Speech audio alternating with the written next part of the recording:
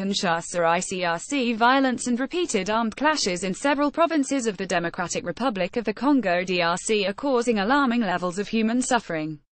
The International Committee of the Red Cross ICRC is particularly concerned about the 7 million people in need of emergency assistance, more than half of whom have been displaced by violence. People have suffered unimaginable difficulties, including displacement, separation from family members, abuse, looting, injury or violent death, Patricia Danzi, ICRCs Africa director, said while on a visit to DRC. We call for the international community to mobilize and respond to the needs of millions of people hard hit by violence and armed conflict, she added.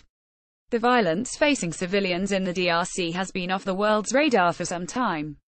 Funding from donor governments has gradually decreased, leading DRC to be one of the most underfunded countries the ICRC works in.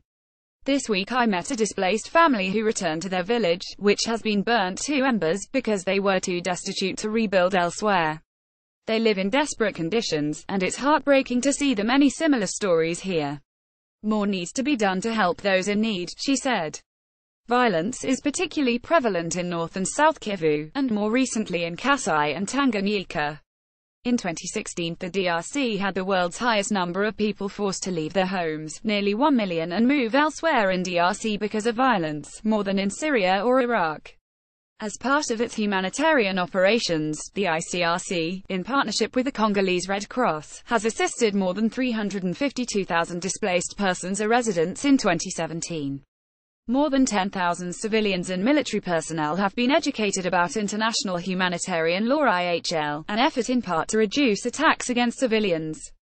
For further information please contact Pedram Yazdi, ICRC Kinshasa, telephone 243-8170-08536 or Ali Lachant, ICRC Geneva, telephone 41-79-244-6405.